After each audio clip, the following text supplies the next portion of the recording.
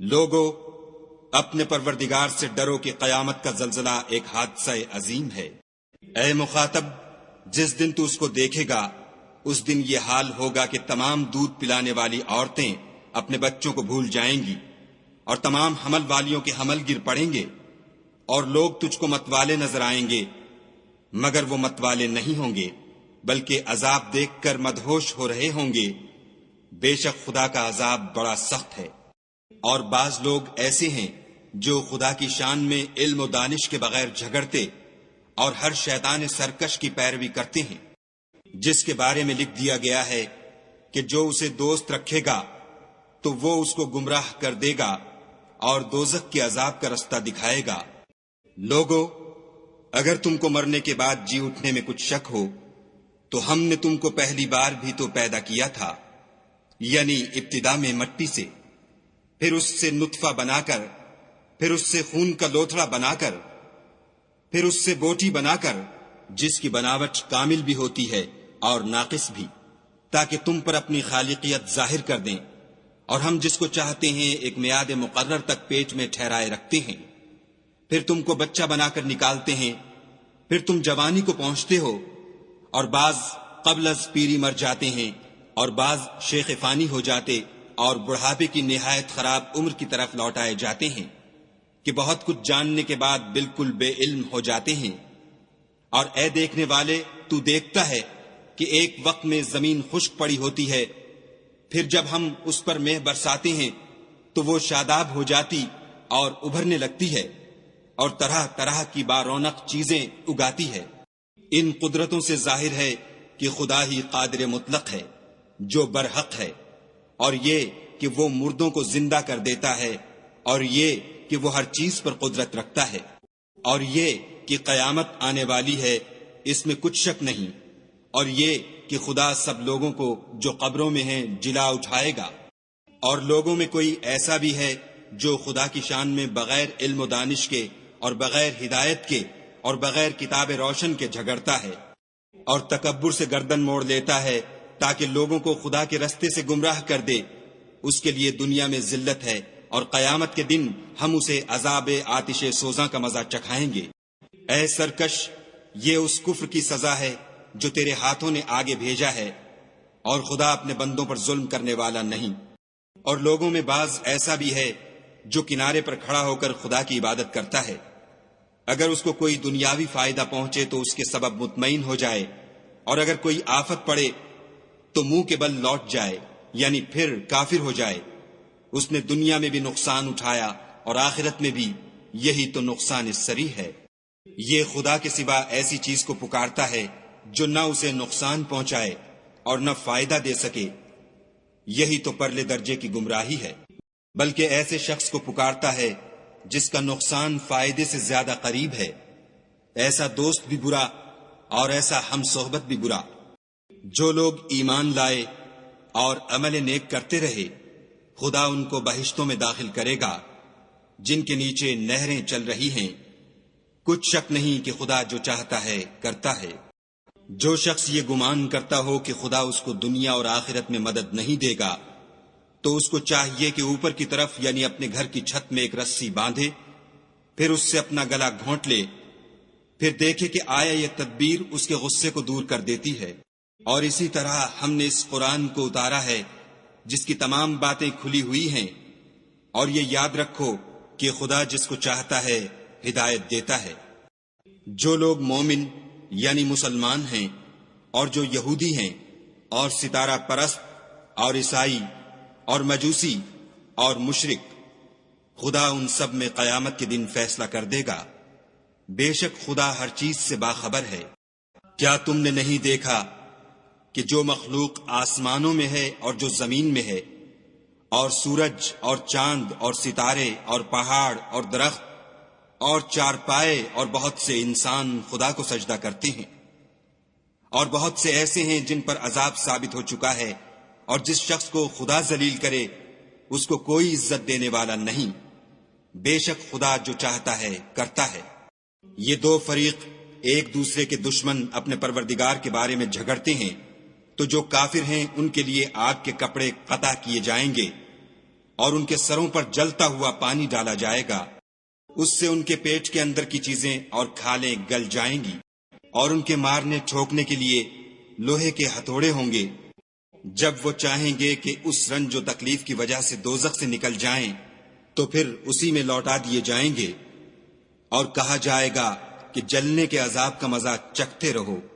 جو لوگ ایمان لائے اور عمل نیک کرتے رہے، خدا ان کو بہشتوں میں داخل کرے گا جن کے تلے نہریں بہ رہی ہیں، وہاں ان کو سونے کے کنگن پہنائے جائیں گے اور موتی، اور وہاں ان کا لباس ریشمی ہوگا، اور ان کو پاکیزہ کلام کی ہدایت کی گئی اور خدائے حمید کی راہ بتائی گئی۔ جو لوگ کافر ہیں اور لوگوں کو خدا کے رستے سے اور مسجد محترم سے، جسے ہم نے لوگوں کے لیے یکساں عبادت گاہ بنایا ہے، روکتے ہیں، خواہ وہ وہاں کے رہنے والے ہوں یا باہر سے آنے والے، اور جو اس میں شرارت سے کجروی و کفر کرنا چاہے، اس کو ہم درد دینے والے عذاب کا مزہ چکھائیں گے۔ اور ایک وقت تھا جب ہم نے ابراہیم کے لیے خانہ کعبہ کو مقام مقرر کیا اور ارشاد فرمایا کہ میرے ساتھ کسی چیز کو شریک نہ کیجو، اور طواف کرنے والوں اور قیام کرنے والوں اور رکوع کرنے والوں اور سجدہ کرنے والوں کے لیے میرے گھر کو صاف رکھا کرو، اور لوگوں میں حج کے لیے ندا کر دو کہ تمہاری طرف پیدل اور دبلے دبلے اونٹوں پر جو دور دراز رستوں سے چلے آتے ہوں سوار ہو کر چلے آئیں، تاکہ اپنے فائدے کے کاموں کے لیے حاضر ہوں، اور قربانی کے ایام معلوم میں 4 پایہ مویشی کے ذبح کے وقت جو خدا نے ان کو دیے ہیں ان پر خدا کا نام لیں، اس میں سے تم خود بھی کھاؤ اور فقیر درماندہ کو بھی کھلاؤ۔ پھر چاہیے کہ لوگ اپنا میل کچیل دور کریں اور نظریں پوری کریں اور خانہ قدیم یعنی بیت اللہ کا طواف کریں۔ یہ ہمارا حکم ہے، اور جو شخص ادب کی چیزوں کی جو خدا نے مقرر کی ہیں عظمت رکھے تو یہ پروردگار کے نزدیک اس کے حق میں بہتر ہے۔ اور تمہارے لیے مویشی حلال کر دیے گئے ہیں سوا ان کے جو تمہیں پڑھ کر سنائے جاتے ہیں، تو بتوں کی پلیدی سے بچو اور جھوٹی بات سے اجتناب کرو، صرف ایک خدا کے ہو کر اور اس کے ساتھ شریک نہ ٹھہرا کر۔ اور جو شخص کسی کو خدا کے ساتھ شریک مقرر کرے تو وہ گویا ایسا ہے جیسے آسمان سے گر پڑے، پھر اس کو پرندے اچک لے جائیں یا ہوا کسی دور جگہ اڑا کر پھینک دے۔ یہ ہمارا حکم ہے، اور جو شخص ادب کی چیزوں کی جو خدا نے مقرر کی ہیں عظمت رکھے تو یہ فعل دلوں کی پرہیزگاری میں سے ہے۔ ان میں ایک وقت مقرر تک تمہارے لیے فائدے ہیں، پھر ان کو خانہ قدیم یعنی بیت اللہ تک پہنچنا اور ذبح ہونا ہے۔ اور ہم نے ہر ایک امت کے لیے قربانی کا طریق مقرر کر دیا ہے، تاکہ جو مویشی 4 پائے خدا نے ان کو دیے ہیں ان کے ذبح کرنے کے وقت ان پر خدا کا نام لیں۔ سو تمہارا معبود ایک ہی ہے، تو اسی کے فرما بردار ہو جاؤ اور عاجزی کرنے والوں کو خوشخبری سنا دو۔ یہ وہ لوگ ہیں کہ جب خدا کا نام لیا جاتا ہے تو ان کے دل ڈر جاتے ہیں، اور جب ان پر مصیبت پڑتی ہے تو صبر کرتے ہیں اور نماز آداب سے پڑھتے ہیں، اور جو مال ہم نے ان کو عطا فرمایا ہے اس میں سے نیک کاموں میں خرچ کرتے ہیں۔ اور قربانی کے اونٹوں کو بھی ہم نے تمہارے لیے شعائر خدا مقرر کیا ہے، ان میں تمہارے لیے فائدے ہیں، تو قربانی کرنے کے وقت قطار باندھ کر ان پر خدا کا نام لو، جب پہلو کے بل گر پڑیں تو ان میں سے کھاؤ، اور قناعت سے بیٹھ رہنے والوں اور سوال کرنے والوں کو بھی کھلاؤ۔ اس طرح ہم نے ان کو تمہارے زیر فرمان کر دیا ہے تاکہ تم شکر کرو۔ خدا تک نہ ان کا گوشت پہنچتا ہے اور نہ خون، بلکہ اس تک تمہاری پرہیزگاری پہنچتی ہے۔ اسی طرح خدا نے ان کو تمہارا مسخر کر دیا ہے تاکہ اس بات کے بدلے کہ اس نے تم کو ہدایت بخشی ہے اسے بزرگی سے یاد کرو، اور اے پیغمبر صلی اللہ علیہ وآلہ وسلم نیکوکاروں کو خوشخبری سنا دو۔ خدا تو مومنوں سے ان کے دشمنوں کو ہٹاتا رہتا ہے، بے شک خدا کسی خیانت کرنے والے اور کفران نعمت کرنے والے کو دوست نہیں رکھتا۔ جن مسلمانوں سے خواہ مخواہ لڑائی کی جاتی ہے ان کو اجازت ہے کہ وہ بھی لڑیں، کیونکہ ان پر ظلم ہو رہا ہے، اور خدا ان کی مدد کرے گا، وہ یقیناً ان کی مدد پر قادر ہے۔ یہ وہ لوگ ہیں کہ اپنے گھروں سے ناحق نکال دیے گئے، انہوں نے کچھ قصور نہیں کیا، ہاں یہ کہتے ہیں کہ ہمارا پروردگار خدا ہے۔ اور اگر خدا لوگوں کو ایک دوسرے سے نہ ہٹاتا رہتا تو راہبوں کے صومعے اور عیسائیوں کے گرجے اور یہودیوں کے عبادت خانے اور مسلمانوں کی مسجدیں جن میں خدا کا بہت سا ذکر کیا جاتا ہے گرائی جا چکی ہوتی، اور جو شخص خدا کی مدد کرتا ہے خدا اس کی ضرور مدد کرتا ہے، بے شک خدا توانا اور غالب ہے۔ یہ وہ لوگ ہیں کہ اگر ہم ان کو ملک میں دسترس دیں تو نماز پڑھیں اور زکوٰۃ ادا کریں اور نیک کام کرنے کا حکم دیں اور برے کاموں سے منع کریں، اور سب کاموں کا انجام خدا ہی کے اختیار میں ہے۔ اور اگر یہ لوگ تم کو جھٹلاتے ہیں تو ان سے پہلے نوح کی قوم اور عاد اور سمود بھی اپنے پیغمبروں کو جھٹلا چکے ہیں، اور قوم ابراہیم اور قوم لوط بھی،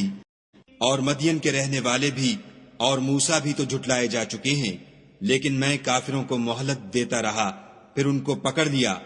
تو دیکھ لو کہ میرا عذاب کیسا سخت تھا۔ اور بہت سی بستیاں ہیں کہ ہم نے ان کو تباہ کر ڈالا کہ وہ نافرمان تھیں،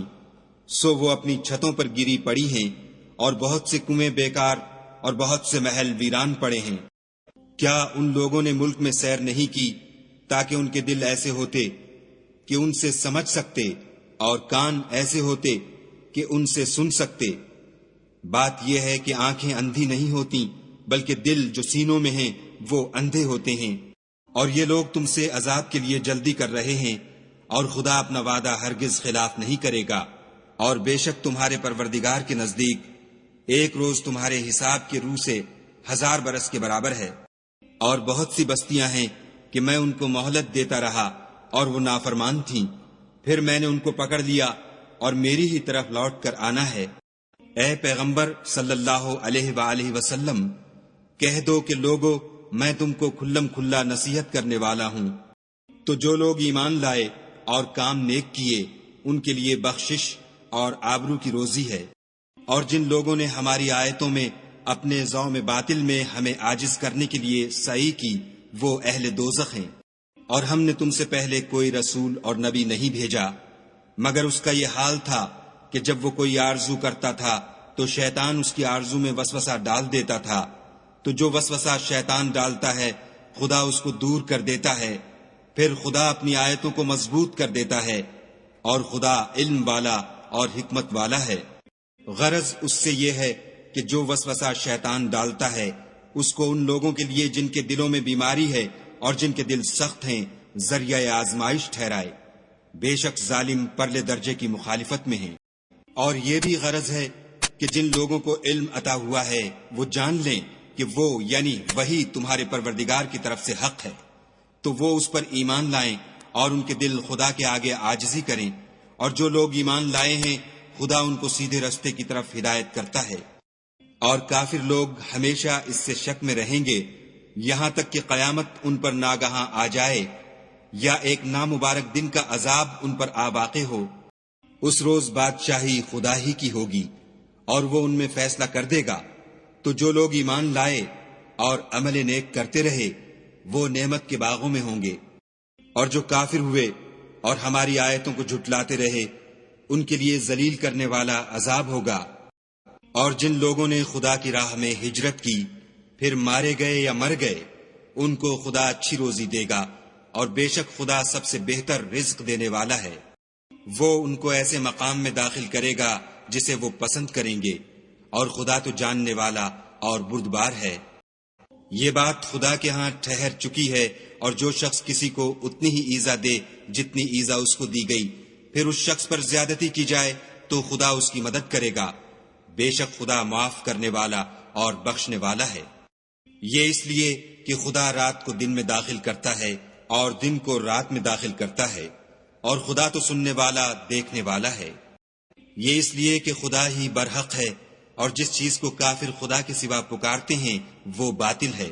اور اس لیے کہ خدا رفیع الشان اور بڑا ہے۔ کیا تم نہیں دیکھتے کہ خدا آسمان سے مے برساتا ہے تو زمین سرسبز ہو جاتی ہے؟ بے شک خدا مہربان اور خبردار ہے۔ جو کچھ آسمانوں میں ہے اور جو کچھ زمین میں ہے اسی کا ہے، اور بے شک خدا بے نیاز اور قابل ستائش ہے۔ کیا تم نہیں دیکھتے کہ جتنی چیزیں زمین میں ہیں سب خدا نے تمہارے زیر فرمان کر رکھی ہیں، اور کشتیاں بھی جو اسی کے حکم سے دریا میں چلتی ہیں، اور وہ آسمان کو تھامے رہتا ہے کہ زمین پر نہ گر پڑے مگر اس کے حکم سے۔ بے شک خدا لوگوں پر نہایت شفقت کرنے والا مہربان ہے۔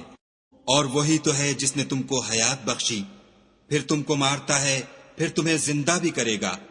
اور انسان تو بڑا ناشکرا ہے۔ ہم نے ہر ایک امت کے لیے ایک شریعت مقرر کر دی ہے جس پر وہ چلتے ہیں، تو یہ لوگ تم سے اس امر میں جھگڑا نہ کریں،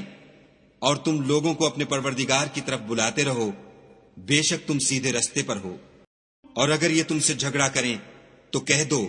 کہ جو عمل تم کرتے ہو خدا ان سے خوب واقف ہے۔ جن باتوں میں تم اختلاف کرتے ہو خدا تم میں قیامت کے روز ان کا فیصلہ کر دے گا۔ کیا تم نہیں جانتے کہ جو کچھ آسمان اور زمین میں ہے خدا اس کو جانتا ہے؟ یہ سب کچھ کتاب میں لکھا ہوا ہے، بے شک یہ سب خدا کو آسان ہے۔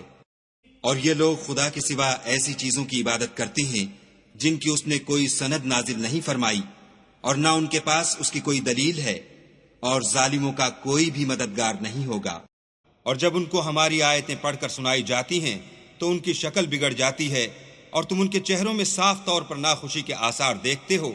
قریب ہوتے ہیں کہ جو لوگ ان کو ہماری آیتیں پڑھ کر سناتے ہیں ان پر حملہ کر دیں۔ کہہ دو کہ میں تم کو اس سے بھی بری چیز بتاؤں، وہ دوزخ کی آگ ہے جس کا اللہ نے کافروں سے وعدہ کیا ہے، اور وہ برا ٹھکانہ ہے۔ لوگوں ایک مثال بیان کی جاتی ہے، اسے غور سے سنو کہ جن لوگوں کو تم اللہ کے سوا پکارتے ہو وہ ایک مکھی بھی نہیں بنا سکتے، اگرچہ اس کے لیے سب مجتمع ہو جائیں، اور اگر ان سے مکھی کوئی چیز چھین لے جائے تو اسے اس سے چھڑا نہیں سکتے۔ طالب اور مطلوب یعنی عابد اور معبود دونوں گئے گزرے ہیں۔ ان لوگوں نے اللہ کی قدر جیسی کرنی چاہیے تھی نہیں کی، کچھ شک نہیں کہ اللہ زبردست اور غالب ہے۔ اللہ فرشتوں میں سے پیغام پہنچانے والے منتخب کر لیتا ہے، اور انسانوں میں سے بھی، بے شک اللہ سننے والا اور دیکھنے والا ہے۔ جو ان کے آگے ہے اور جو ان کے پیچھے ہے وہ اس سے واقف ہے، اور سب کاموں کا رجوع اللہ ہی کی طرف ہے۔ مومنوں، رکوع کرتے اور سجدے کرتے اور اپنے پروردگار کی عبادت کرتے رہو، اور نیک کام کرو تاکہ فلاح پاؤ، اور اللہ کی راہ میں جہاد کرو جیسا جہاد کرنے کا حق ہے۔ اس نے تم کو برگزیدہ کیا ہے اور تم پر دین کی کسی بات میں تنگی نہیں کی، اور تمہارے لیے تمہارے باپ ابراہیم کا دین پسند کیا۔ اسی نے پہلے یعنی پہلی کتابوں میں تمہارا نام مسلمان رکھا تھا، اور اس کتاب میں بھی وہی نام رکھا ہے۔ تو جہاد کرو تاکہ پیغمبر تمہارے بارے میں شاہد ہوں اور تم لوگوں کے مقابلے میں شاہد ہو، اور نماز پڑھو اور زکوٰۃ دو اور اللہ کی دین کی رسی کو پکڑے رہو، وہی تمہارا دوست ہے اور خوب دوست اور خوب مددگار ہے۔